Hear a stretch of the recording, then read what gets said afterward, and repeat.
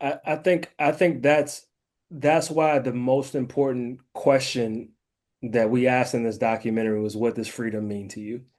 Right? I think not only in our lineage and our legacy, but like throughout the course of our history as Black people, we've always had to define what freedom meant. And I think the beautiful thing about that is every person's answer was different, regardless of age, regardless of gender, like every person's answer was different. The most important part is that all of them made the decision to go after what that freedom looked like for them, right? Some of us, freedom is fighting for freedom because it's all we've known. Don't be afraid to get an answer that surprises you. Yeah. You know what I'm saying? It's like just go ahead, and that is one of the reasons why Black expats in Panama cultural relocation tours, and we've now expanded and we're doing cultural relocation tours in Colombia as well. But we will always try to keep our tours very affordable, very high value.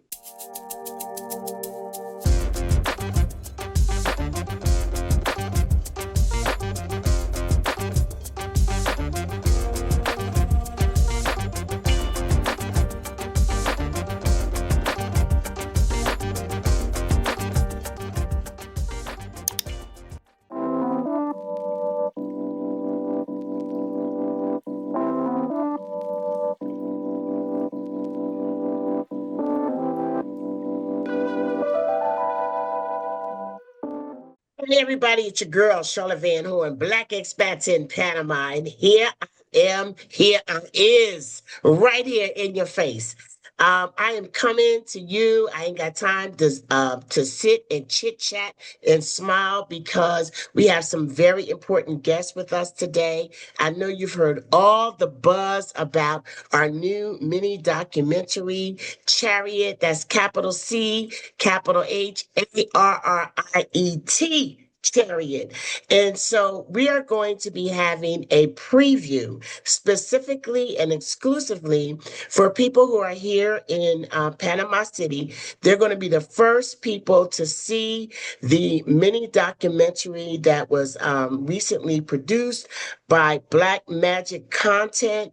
We are so excited, guys. It's going to be on March 14th. And don't worry, it is completely sold out. But once we get done with this special exclusive preview, we will be sharing Chariot with the world. So, what I wanted to do was take a moment to introduce to you to some of the key players that were involved in the production of Chariot, which ironically was exactly a year ago. It was exactly a year ago that these folk came to Panama and they recorded during a live BEIP cultural relocation tour, and just an exciting experience. So we're going to be celebrating, and I'm so happy to have them with me. So let me go ahead and let them start introducing themselves, starting with the one and only Azina Duran Jones. Hey, Duran. What's up? What's up? Thank you. I appreciate the introduction. Duran Jones, for all those watching, the director of Chariot and principal owner of Black Magic Content. And I'm gonna introduce my team, who I couldn't have done any of this without. So we'll start off with Denny Johnson. Hello, hello. Thank you again for the warm welcome and introduction, Charlotte. I am one of the producers for this documentary with the boots on the ground, and I am going to pass it to the co-producer who quite literally we wouldn't have been able to make this film without him, Carlos. Hello, everyone. Thanks for the wonderful introduction. And yes, I'm the co-producer on the show. It was a wonderful experience. Charlotte, you're a vibe to work with, and just so happy to be a part of this. I'm happy that you were part of it too. And, Duran, I know that this was your first international project, right? Yeah, yeah. So First international and official first documentary. Wow, you Yeah, did a yeah. good job. Y'all did an Thank you, amazing man. job. Thank And you, of thank course, you. we had Denny come out and scout the situation ahead of time. And Yeah. I gotta make y'all laugh. When we first started talking about this documentary, I was like, so okay, we gonna do this? And I'm like, I'm expecting a video, I'm expecting an iPhone. An iPhone and some mics, baby. And Duran was like, nah, that's not how we do this. So, basically, I just sat back, let them run with it, and I learned something. But the other thing that I got to do, let me introduce myself. Let me let y'all understand who I am, because I am Charlotte Van Horn, executive producer. Right? So now I get to be executive producer among other things that I do. But Duran, let me just start with asking you the things that you learned, or how it was different, or what you expected or Mm. didn't expect in this international space of Panama, because every international space is different. But you learned a lot about Panama, didn't you?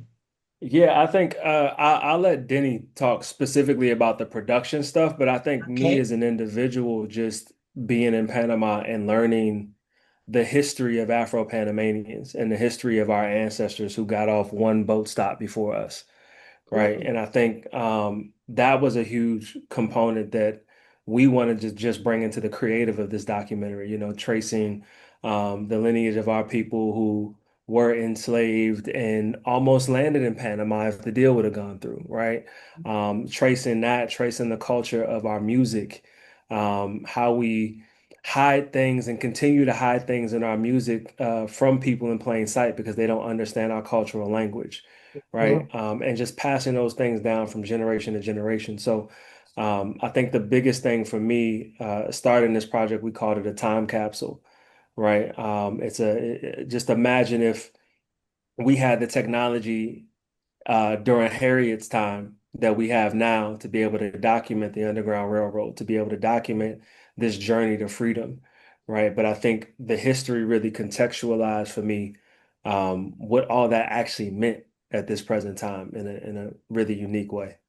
It was very interesting that you pulled that concept out, of our conversations, and, basically, and I won't give it all away, the connections, the historical connections that you made with this video, with this documentary, and everything that went behind it. So, Denny, talk to us somewhat about the logistics, production end. Man, yeah. As you said, this was our first international short. Duran and I have been working together for years, but this one was difficult in the fact that the first time I had ever gone to Panama was when I was scouting for locations a month before those guys arrived, and they started filming. So going, trying to get a sense of the sound, get a sense of the best areas, even a sense of what we would be up against with the permits and things like that, were very much so like logistically like really difficult, I would say, right? We also, Duran and I don't speak Spanish, which is really important when it comes to even submitting for permits and things of that nature. So I did a lot of the legwork, pre-production wise. It took some time. And luckily, I don't know how we found Carlos. I can't remember quite. I think it was like just a godsend, quite frankly, because like I said, we wouldn't have been able to do this documentary without him. The locations, sure, I found them, but you have to have a permit for every single location, okay? And he was the boots on the ground to do that with his connections and just him being Panamanian from Panama. Which Duran and I always say, if you're doing something wherever you are, please make sure you hire a local talent.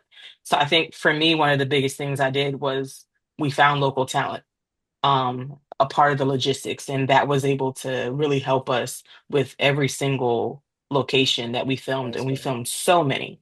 And that would have been difficult or even impossible without Carlos. Yeah. Tell you the truth, and I'm gonna get Carlos' perspective too. To tell you the truth, when I realized that you all were using, because quite a few of you flew in from California Mhm. and other Mhm. places to do this, but when I realized that you were using Panamanians, that was just icing on the cake for me. You know what I'm saying? Because I am all about the unification and working together with our brothers and sisters here in Panama. And you're absolutely right when it comes to boots on the ground. You know, we do cultural and cultural relocation tours all over the world. And Mhm. yes, of course, I select these areas. I have specific criteria about how I want my tour to look, what I want my people to experience, you know, what the the stars need to be and everything like that. However, comma, I cannot do it without boots on the ground, knowledge, you know what I'm saying, and direction. So tell us, Carlos, you know, what it was like working with these professionals from North America. Was it your first time having North Americans come into Panama to film, or had you done this before? And what was your take on the experience? Well, no, it's not my first time working with North Americans here in Panama.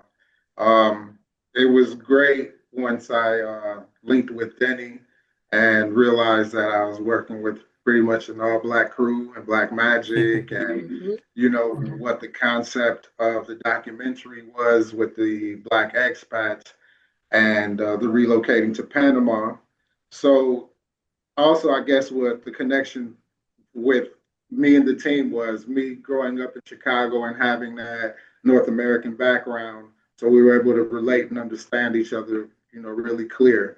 So helping out and getting things done for the team was good. It was a challenge, because to get permits and things, as Denny mentioned, it's a process. It takes a couple of days. It might take a week. It has to go through different processes, and luckily with the friends that I'd have here, I was able to get things, from one day to the next at time. And, sometimes just a phone call away, like, just go ahead and do what you need to do. So it was a really good experience. And, with it being about black expats as well, me being a expat myself, I served in the Navy and was out in Virginia, Norfolk, and did a couple of tours. So just the bondage of just knowing that it's black expats, dealing with the non-black crew, being able to be like, hey, I can help you. You're not lost out here anymore. I got your back. So you are Panamanian born? Are you Yes. Panamanian born? Okay. So you're Panamanian born. So how did it make you feel that, not only were they here, filming in Panama, but a good part of the production was about the Afro-Panamanian culture and history. I mean, what was that like for you? Well, it was a great experience because that's something that you really don't see here in Panama. A lot of filming about the Black heritage, let alone the indigenous as well. So, seeing that our culture was actually, a big part of this documentary, it just made me feel, more connected to it as well. And being able to work with the people, just being ourselves, basically, to get the best and everything out of everyone. So it was a totally great experience. I had a good time. Yeah.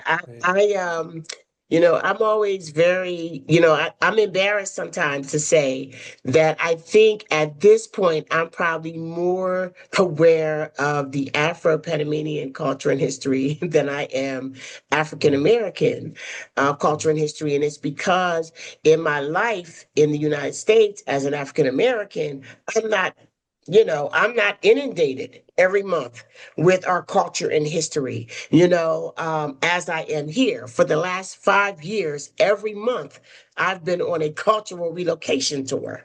Mhm. Okay, here in Panama, learning the culture and history, and I've become very, very connected to it. And I feel like, you know, I think Duran, I don't know what's the word that you used, but you said we were a stop. We would have stopped before, Yeah. Yeah. and that's basically, what it is. It's like, the diaspora, we are all over the place. And a lot of people think of relocation and they think motherland, and I'm okay, I'm cool with that. But really, honestly, you don't have to go that far to be Mm. connected with your people, and I think that when we experience, different places, and we see people who might speak a different language, but when we start to communicate and get to know each other and get to explore their history, we see a lot more things that we have in common than not, for sure. So Yeah. what was Yeah. your what was your feeling about that, Duran, as you were digging into? I know you did your preliminary research and everything like that, but when you were here, boots on the ground, what was your feeling about that? Did you have any connection, or what did that I feel like? Yeah, I think it was our because our first day of production was your interview. Our second day was when we went to Cologne and Portobello.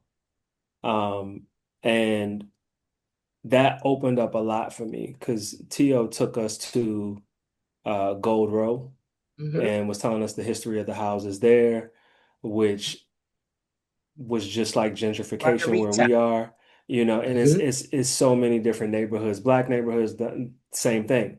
Mm-hmm. The white folks move out, we come in, we capitalize, and then all of a sudden when the property value goes back up, they want to snatch it right back from us, Mm-hmm. right? So understanding that context there, but then I don't think it really, really hit me until we met with the Congo dancers. And you could see the generations in the family dynamic. Mm-hmm. And I'm from Southern Maryland, and you know how close our families are in Southern Maryland. Mm-hmm. You going to school with cousins, aunties, uncles, your grandfather probably went to the same school, so that was very familiar.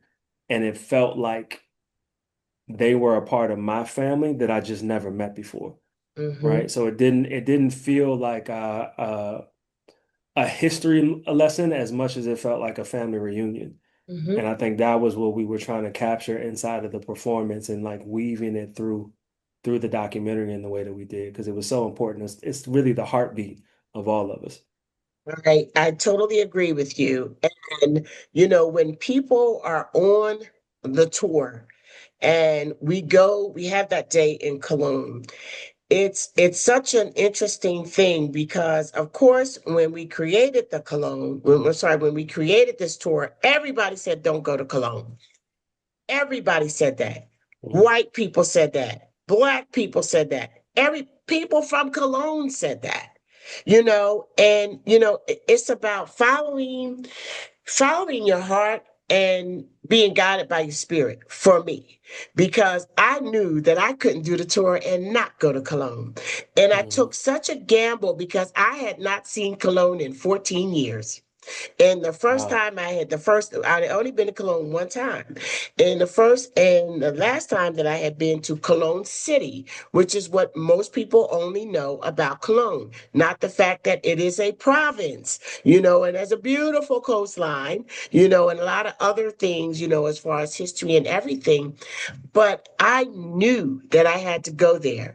And it is that one day that absolutely set us apart from every other relocation tour, because it is a cultural relocation tour that we add culture in every single day.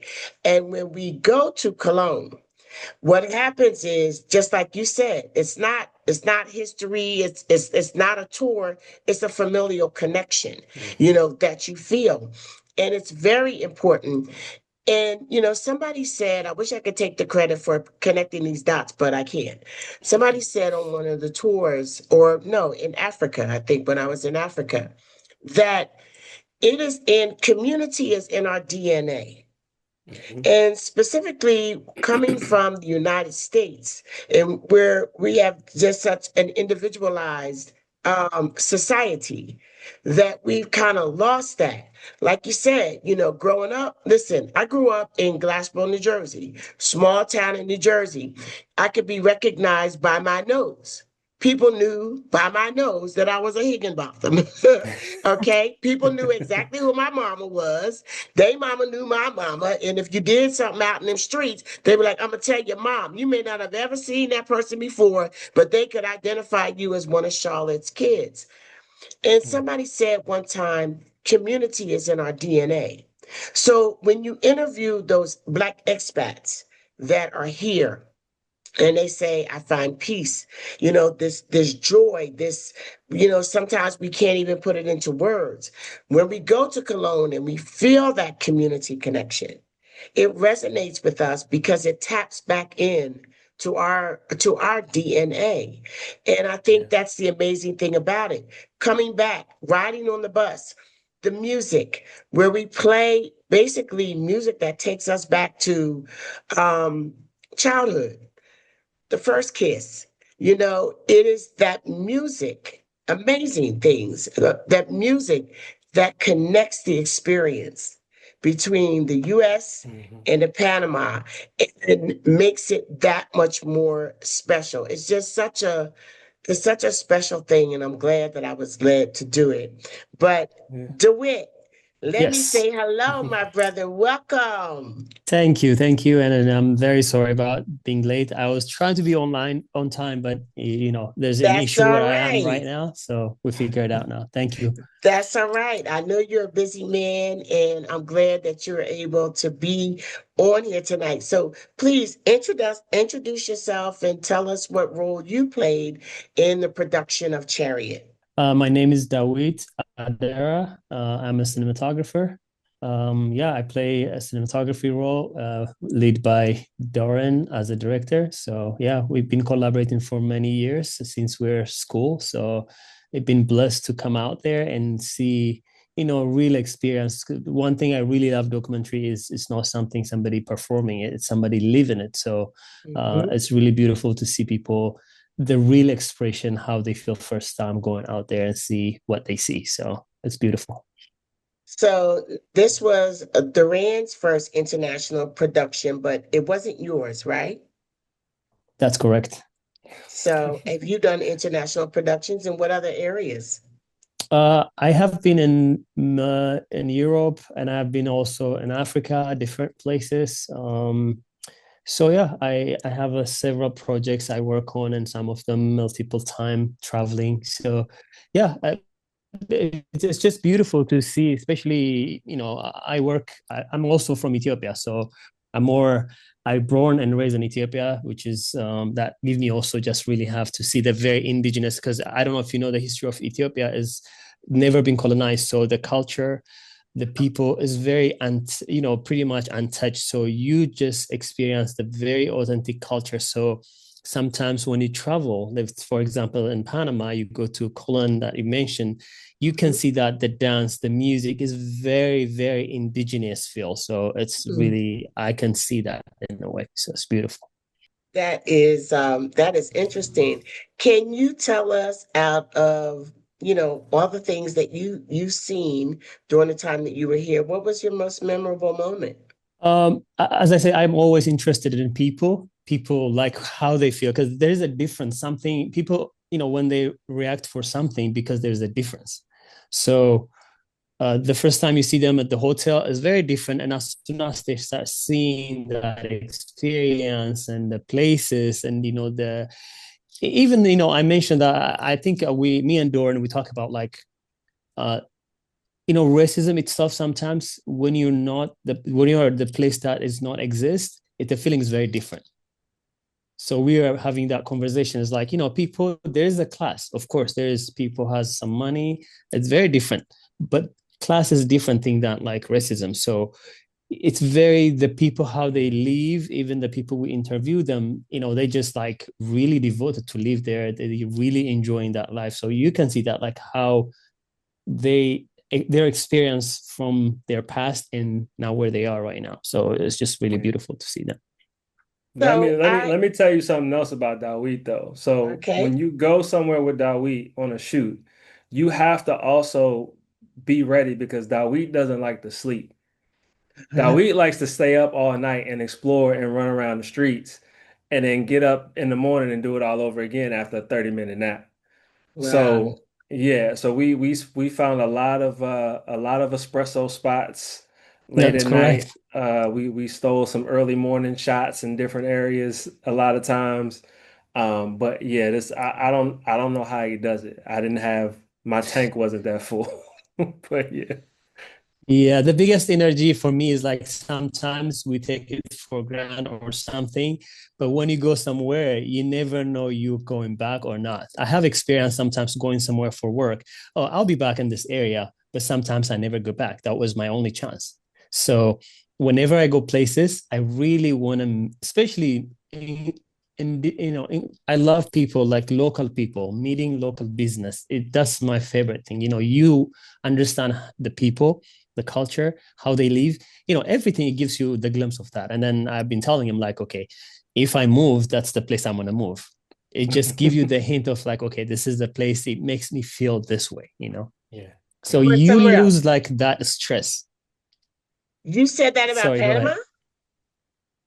That's or correct. somewhere else? Because it's just no, I was talking about Panama because me and Duran we were talking about like how it feels like people live life, but sometimes different places you live for something. You're not living to really enjoying life.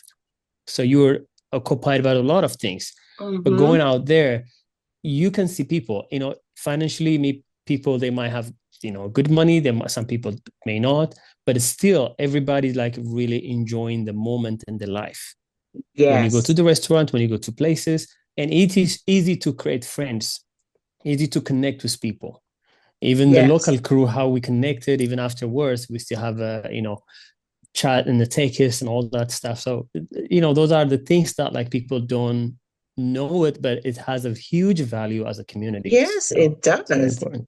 It does. I used to always say, there are a lot of Panamanians that I meet that don't have nearly as much money as some of us do, but got way more peace, joy, and happiness. That's Exactly. correct. Okay, Yeah. Exactly. that part. And I say peace is the new prosperity and authenticity is the new sexy. That's why I am all of that and a Yep. bag of chips. You understand? So let me ask you this, Miss Denny. So, what was the conversation like when you reported back to the team when you did your scouting? When you did your Yeah. scouting, what She was was your bragging. feeling, She was boots on the bragging. ground? She was what? She was bragging. Yep. Yeah. Yeah. It was, I've been all over, but Panama was never on my radar, right? And so when I knew I had to come down and do the scout for the locations and everything, I came in with no expectations at all, right? I knew that Panama was like number one with African Americans like moving, right? And I was like, okay, and when I came, like when I landed and I was greeted by Tio and just looked around, I was like, oh man, this is different, So for me, it was like a homecoming of sorts, and I have no roots in Panama at all, but it felt that way. And then when I took the tour, I decided to take the tour as an expat, like someone like I put my in my mind to act like I was coming here to move, to look for a better life for me and my family. And I, as you know, beat 34, like we're super close, and it felt like I don't know, it felt like such a homecoming and like a spiritual experience, I would say. Um, and yeah, I think that I took that back to the guys. I took pictures, it's hard to take pictures of feelings, right? And what they sort of incite in you. But I hope I sent so many pictures, and I think I had so many notes and things like how I felt at certain parts of the day. Because that's something I know that Dawit is like really like he needs to know that like certain parts of the day, certain times of the day, like what did you feel? What did this look like? And so I just brought that back. I tried to bottle everything up with the pictures and like, my words and send it back to the guys. And I told them, when you get there, you'll understand, what this experience, what it is. And I think it's different than anything we've ever done before. And I think it shows. Yeah. When Yeah, I you mean, one thing I want to mention also, I think uh, through time, from my experience going to places and filming and all this experience, sometimes camera cannot capture certain things. You have to go and see it. So I think even the people who watched it is still impressive, but at the same time, it's very different to be in person. The feeling, there's a certain feelings that you experience when you're there in person. So I think Danny, she does give us all kinds of things, and going there and seeing it is completely different. So I just gonna add on that. So, Denny, when did you decide that you needed to find a Carlos? So Luis, who is not here, he is the production sound mixer, Panamanian. Mhm. And I think he offered up Luis. Well, no, excuse me. Luis offered up Carlos. He was like, "Hey, we were just talking logistics, really getting into like the nitty gritty things as far as like sound and what we were gonna do as far as running and gunning with the shoots and stuff." And he was like, "I think you need someone on the ground. I know a fixer." And essentially, what a fixer is like if you have a problem, they fix it on while you're shooting. And I was like, "Okay." At first, I was like, "No, no, no, we're not gonna need that." And then as we got closer, I said, "Hey Luis, I actually do need I need that fixer. Can you please like introduce us?" Which he did. And so I had like one quick call with Carlos, right? It was very, very quick. Yeah. And we just bonded from them. And I told him, "Look, man, I cannot go. That's just not in the cards for me to go. And you're gonna be the boots on the ground. I'm gonna be like, we're gonna be in lockstep. Can you please take this with care and meet these guys? And can you please bring this home for Yeah. us?" And Absolutely. by the grace of God, he did. Carlos. Like I keep saying this, Carlos. Like for me, it's such a big. For me, such a he's been such an integral piece of this entire puzzle. So yeah, I thank him so much for hopping on, and then what he did was just quite frankly amazing. So, Thank Yeah. you. Carlos, Appreciate what was the most powerful moment for you during this time? the moment that basically stayed with me the most. I would say, like everyone else, was when we went to Portobello. And, we had the Congo dancers and the chants and the ritual dances. And, it just made me relate to our other ancestry, growing up in the States. And, seeing the town, the ruins, and, how African Americans live down in Panama, that really just made everything gel. Like we have so much in common. That's what makes everyone feel like, hey, we're all family. But the moment that really like swept me off my feet is when the Congo dancers were singing, and the young girl of what, she was 7, 8 years old, She, Kashi. the lead singer, oh my God, had this voice. And, just knowing like the family is keeping the tradition alive and, the culture and keeping it going. And they're starting from young ages up to 50, 60-year olds still doing this. So, that just meant just took everything out of me. I was just amazed seeing this young girl just perform the way she did, and she loved what she was doing. On top of it, it's like she wasn't being forced. She wasn't. She loved every moment of it. She was amazing. That's what I took away there in Portobello. Cologne is such a big part of this experience. And I'm glad that, the documentary ended up with so much of Cologne in it. I mean, I really didn't know what to expect as far as the documentary, but I'll tell you, I was pretty blown away by just the way it was put together, the professionalism in which it was done, and tying in the history and getting a real sense of people who have actually come on the tour and moved here, which is something that I don't want us to overlook. At the end of the day, you all interviewed, people who have taken a tour and uprooted from the United States. And I think that as more and more people are doing it, I don't want us to lose sight of the significance of that. because we are our ancestors' wildest dreams. And at the end of the day, there are things going on in the United States right now, and there's this divide, amongst African Americans. Like, this is our country. We built this. I'm going to stay and fight. And other people are like, okay, I'll see you later. Okay. Um, However, wherever you fall on that spectrum is fine. We are in a significant time and moment in history. And I think that's the other thing that we need to consider is that we are making history. When you're living your life in the day of the day, you're just living your life. That's what Martin Luther King thought he was doing. You know what I'm saying? Martin Luther King was just doing what he was doing. And believe me, he probably had no idea in his wildest dream that he would be the monumental, figure that he ended up being in history. Harriet Tubman was just doing what she was doing. Okay? She was doing what she was doing. She was doing what she was led to do, and she was serious about what she was doing. And look at her. She's this monumental figure in history. I want us to recognize that so are we.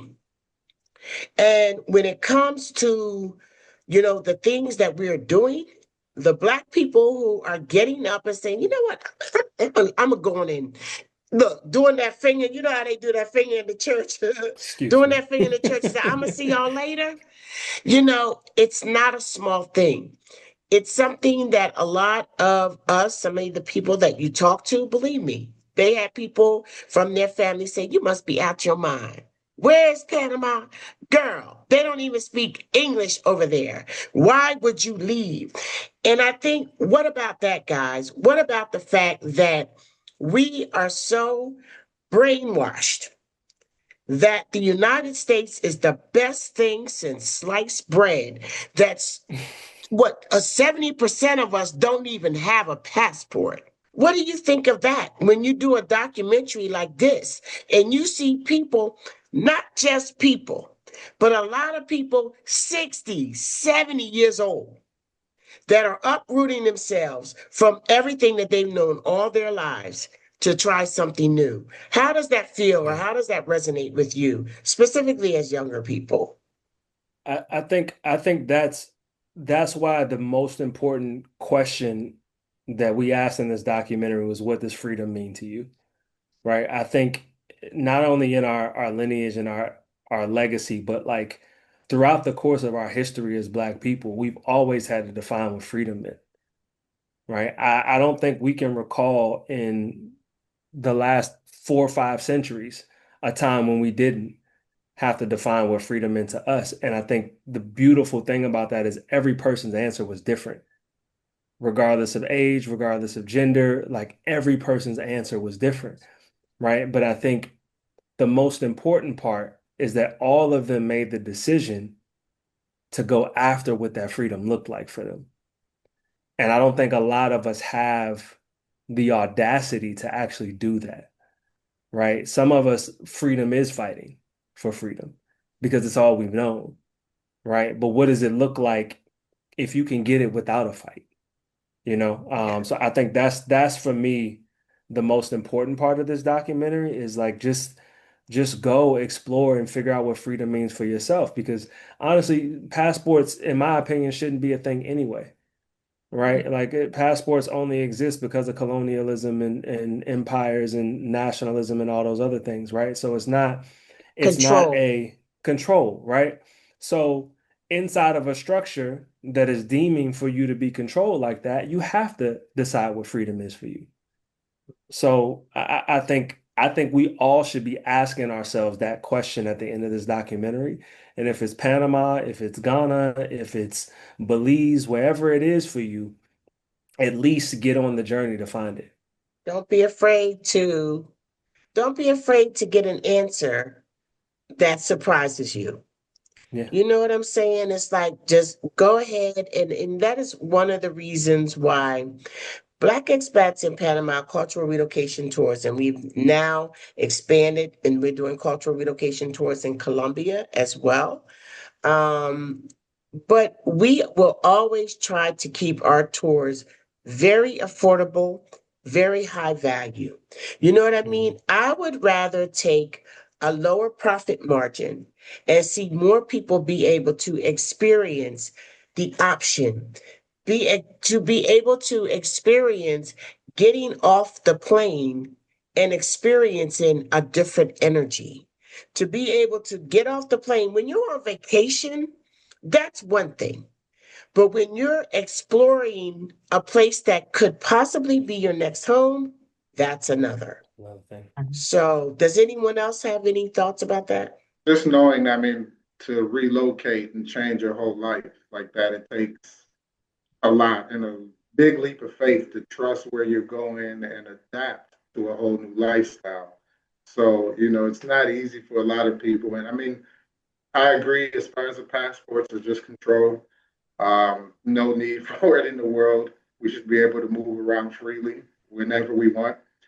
And just the fact that, you know, being able to relocate and blend in and just live to be free and comfortable, that's just enough for, that anybody, that's what we're here for. We want to just live free and enjoy life. And if it takes moving and relocating, so be it. But at the same time, we have a lot of people who don't even leave the state they live in. Here in Panama, you have people who never been to Panama City and are from Yeah. Cologne, and from Panama City to Cologne. So, just being able to have that courage to just pack up and go and say I can do it anywhere, it means a lot, and it's a big step for a lot of people. Especially when you're in your 70s and you're in your Yeah. Mhm. 60s. You know what I'm saying? A lot of people have to, not a lot of people have to deal with two generations of concern, their kids and their Mhm. grandkids. Nana, mama, why would you do this? You know, but to have something so strong, to pull at you so strong that you say, because I need to, is powerful. Is powerful. And I'll say this one thing, 'cause I think Denny, you want to chime in. I'll just say this one thing. There's this divide, there's this conversation. I don't want to call it a divide. I shouldn't call it a divide. It's a difference of opinion about what role we're going to play in this particular moment in history. And whatever role you decide to play in this history is fine. But some people say, my ancestors stayed and they fought. No shade, no shade. I'm not being shady, but your ancestors had no choice. Choice. Your ancestors had no choice. Okay, we do. And that's all I'm saying. Whether it's Panama or any other place in the world, you have a choice. And talking about the power of that passport tells you where you can and cannot go. It's almost like working for Mr. Gilmore when you really want a vacation day and you have to ask for it. When you have to ask somebody, you are grown, a man or woman, and you got to ask somebody for permission to have a day or two to yourself. That is not freedom, ladies and gentlemen. It is not. And I feel like that is the passport. And the passport is the control. The control that says you can go here, but you better have your butt back. It's almost like Cinderella. You could go here, and our passport has a lot more weight than some others. But guess what? At the end of the day, we are only as powerful as that passport. That's why I say, forget finding your apartment, find your residency so that Mhm. you have another option other than the passport. I'm not giving up my US citizenship. I'm not doing that.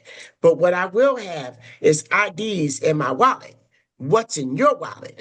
If something go crazy, I can be in Panama until I don't want to be in Panama. I ain't got to go back because my 6 months is up. Or if the United States decides to change it, my 3 months is up. Or you know what? You get a month there and you come on back here. Uh-uh. No.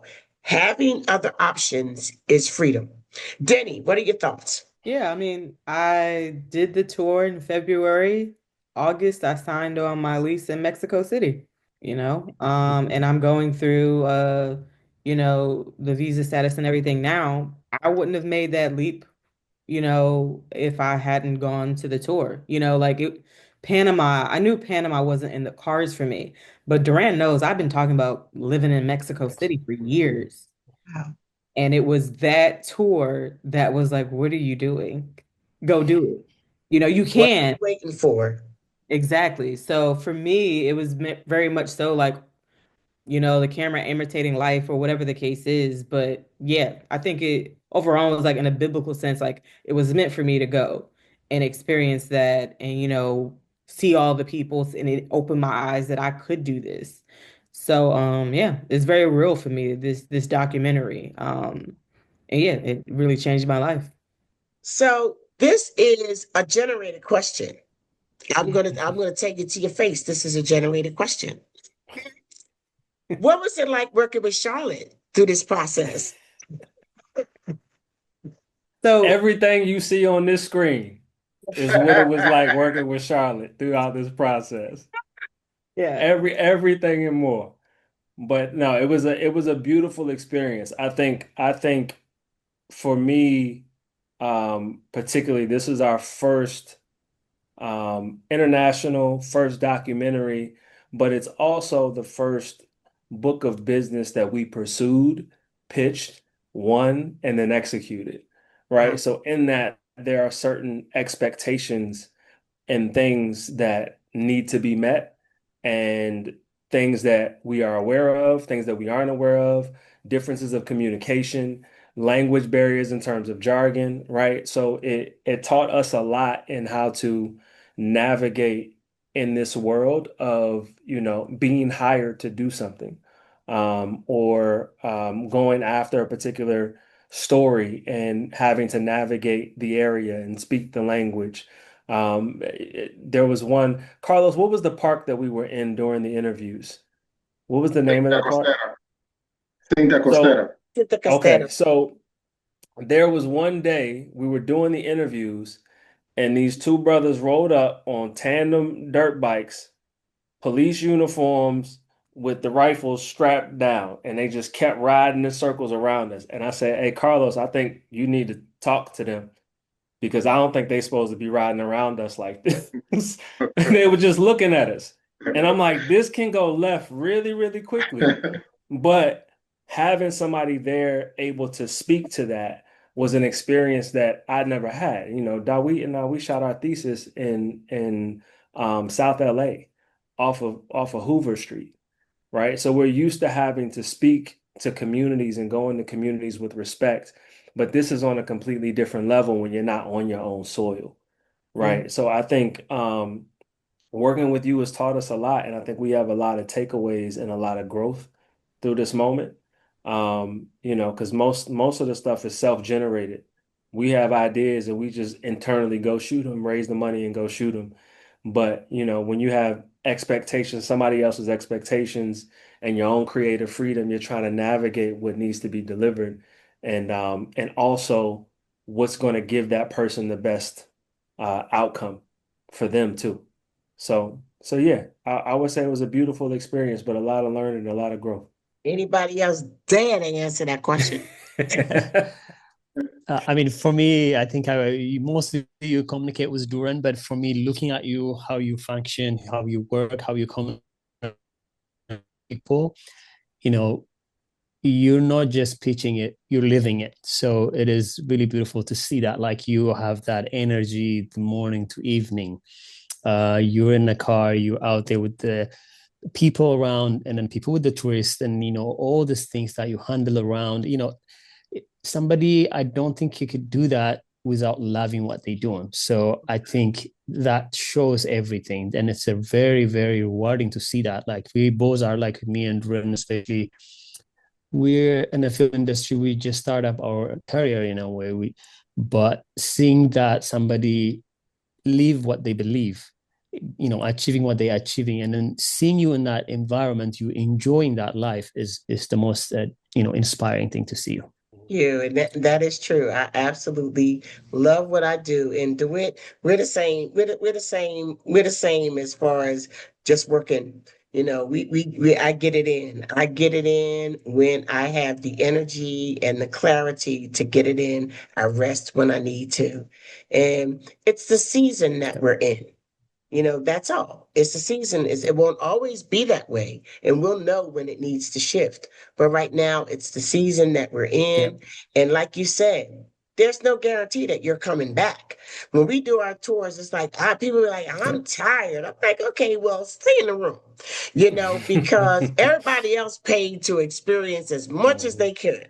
You may not ever come back to Ghana again. So rest when you get home. I'm just saying. So I definitely can relate Yeah. to that. Any other thoughts on that before we move on? Yeah, I just want to just add to it or say the same things. Working with you, Charlotte, is a beautiful, amazing experience. It's like you have this aura when you come into the room. It's just everything lightens up, everybody's happy, and it's just a lot of going on. Um, the work you do, like I asked myself, like, does she rest? I know she's tired. Like she's up all day, night, and she's just preparing for the next day and doing what she has to do, and still comes in with a smile and all this energy. So it's like, you help people from start to finish. It's just amazing. I applaud you. Hats off, kudos, Charlie. I love what you're doing. You so much. God will equip you to do what He has for you to do. And so many people say that to me, Mhm. like, I don't know what, wait a minute, where you at? What you doing? I can't keep up. I'm 62. I'll be 62 in May. And I don't really think about it because I'm just in the moment. But I just feel like God is equipping me to do what He has for me to do. And that day when it's not for me to do anymore, I'm going to be fine just stepping away, from it. Mhm. I absolutely will be fine stepping away with it. This journey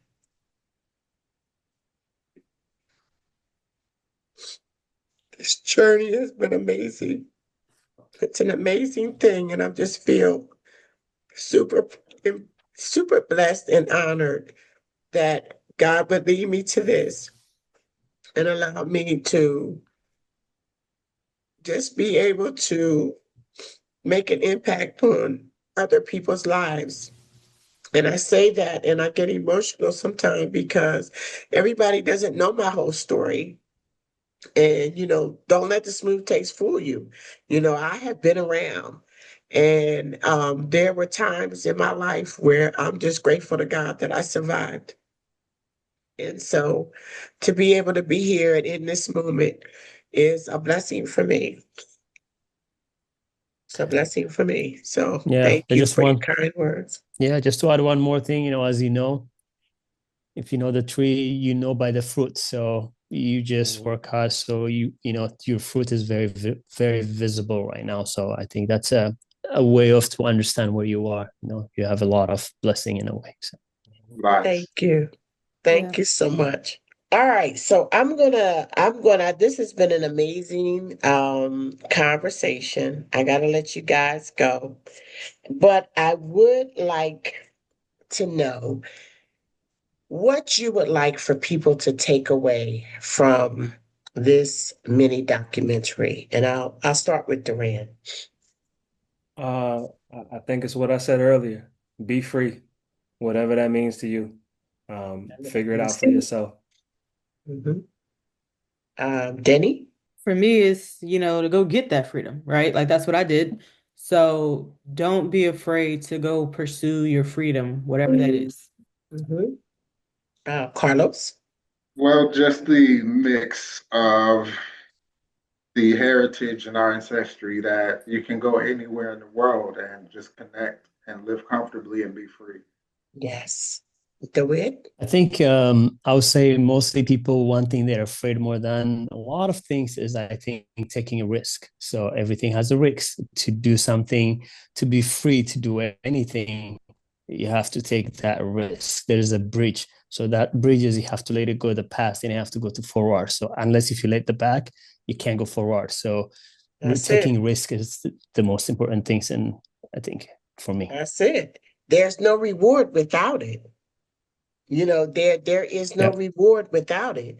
And one of the things Yeah. about this tour and about, I don't know if y'all know, okay, I do the Colombian tours now, and I have certain protocol and standards for our cultural relocation tours. And of course, it's culture. So it's relocation, but I got to have the culture. Medellin was not so easy. Medellin is Mm, not as Black culture rich as Panama. It had to dig a little bit deeper. So, like, Denny was saying, got those boots on the ground. I work with a great tour operator over there, and he's been a tour operator for 20 years, plus 20 plus mm, years. And I said, where's the Black history? And he said, well, you got Cali, but Cali is not Medellin. It's, you have to take a plane ride and everything. I said, in order for Medellin to be a possible relocation spot for me, I need to find the Black culture. And Black culture, what I'm learning, Black culture and history is more along the coastlines. The further inland you get, the whiter it gets. Okay. And so Medellin is really not like Cartagena.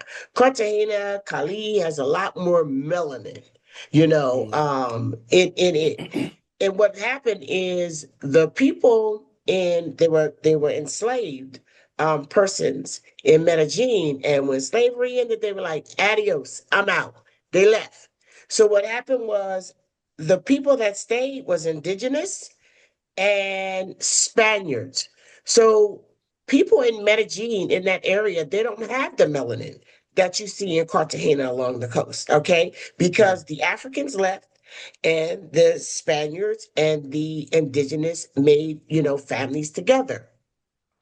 So this guy, like I said, he'd been in the business, one of the best in the business out there. He found this village. He found this village called San Nicolas, and it's about an hour outside of Medellin. It's down a winding dirt road along the river, about 2 miles along the river, nail biting, like you feel like you're going to fall off the road and be in the river. mm, When you get to the village, you got to walk across a bridge that sways, okay, to get into this village. He found it's a palenque, y'all. It's a mm, palenque village that he, a mm, tour operator for 20 years, never heard of, right? Weird enough, if you look it up, you don't even find it Oh, online. It's called San Nicolas. But anyway, we went out there and it was so amazing because you had all these very fair skinned, straight hair people identifying as Afro Colombians, okay, mm, because they feel like their African heritage is inside. What I've learned going abroad is that everything ain't black and white like it is in the United States. Everything in the United States, is she black, is she white, is she white, is she black, no, you don't know who anybody is because you don't know where they come from. But make a long story short, yeah. Black history is not on the menu. You have to ask for it. It's mm, like if you go anywhere, the Black history part is not going to be on the menu. You have to ask for it. You have to look for companies that are going to show it to you because the basic history, no matter where you go in the world, except for Africa, it's not going to be. It's not going to be the main thing on the menu. When I tell y'all the relationship that I have with the Congo dancers, the Ghanaian dancers in Portobello, is the same relationship that I'm building with the village in San Nicolas. And I wouldn't even tell you this if it wasn't caught on video. They said, the village leaders said that Charlotte Van Horn and Alfredo Gibbs Van Horn were the first non Colombians to ever visit that village. mm. That village, ladies and gentlemen, is over 500 years old. Wow. Wow. Can you believe it? If it wasn't on video with them saying it to my face, I would never tell y'all that because you wouldn't even believe it. But yes, we were the first people to visit there. And if you don't ask for these things, you're never going to find them. Yeah. Yeah. So I'm glad that Duran, it was you really who decided to really tap in deeply to the Afro-Panamanian culture, which is such a big part of this tour. And I think it's such a connector. And I think it was a genius move. And I'm really excited to share it with the world. Um, I'm really excited to say that you all will be here again in Panama, for the Chariot preview, which is happening on March 14th. And I'm really honored to have you back, and I'm excited about the amazing preview and exposure of what we're doing. So, Yeah. with that said, Duran, I would like for you to give some information about how to get in touch with you and your company. The best way to get in touch with us right now is through social media. That is all things Black Magic Content, BLK, MGC, CONTENT. Or you can follow me at EYEAM Duran. That's I am Duran. Just send me a message. That's the easiest and the best way, the best form of communication these days. So Well, thank you. Thank each and every one of you. Does anybody have any parting words before we go? I want to say thank you for having us and thank you for Yeah. having us back. We look forward to seeing everybody and being in community with everybody again. So it's going to be beautiful. Thank you. They're all looking forward to seeing you Inshallah. guys again too. Most of the people, well, all of the people, of course, that were in the video, and others, they are very excited. Some of them have moved here. Some of the people that were Wow. on the tour that you followed have already moved here, Oh, that's and they great. are going That's to great. be at the tour, at the event. And a few of them don't even know that they have like cameos in the video. No one has seen it. I haven't shared it with anyone. So it's going to be a first. It's going to be Great. very exciting. So thank each and every one of you for being a part of this amazing journey. All right, guys, You can listen, cut this thank part you. out. I'll see you in Panama. All right. Thank See you. you there. See ya. All Inshallah. right. Bye bye. Bye. And there you have it. This is one of the biggest moments in Black expats in Panama's little bit less than 5 year history being officially in business. And or actually 5 years since our first tour. And I cannot wait to share this experience with you. One thing that we did not talk a lot about was the documentary is short. It was submitted to Sundance and it was not accepted, which is fine. But it's a short documentary and we are sharing it with you. But in addition to that, we have the BEEP Awards. So the BEEP Black Expat in Panama Awards are have gotten so much excitement around them. And so there'll be people coming. There were about 400 people almost who voted for the nominees. And the winners will be announced on March 14th. So that's another exciting part of this event. So stay tuned because we're doing the daggone thing. You hear what I'm saying? And don't forget, in addition to Panama Cultural Relocation Tours, we have Colombia Cultural Relocation Tours in Medellin. We travel to Brazil. We have our Ghana 3 experience is coming up in April 2027. And then in November, we will be with a group in South Africa. And we still have spaces available for South Africa and also for Brazil. So follow us everywhere at blackexpatsinpanama.net. Listen, don't forget to like and subscribe and comment and stay tuned for the release of Chariot. Now, one thing that you didn't know is that I don't know if you knew was that there's a sister named Denise and she came to me one day and she said, I don't know if she was saying she had a dream or she just woke up thinking about me. And she said, and I thought about it. She said, your mother named you Chariot. We named you Harriet. Together, it's Chariot. And that is how we came up with the name of Chariot. So Felice Denise, I love you. I love you. I love you. And to everyone else, I bid you a great night, and I will see you soon. I will see you soon. Thank you for everything. God bless.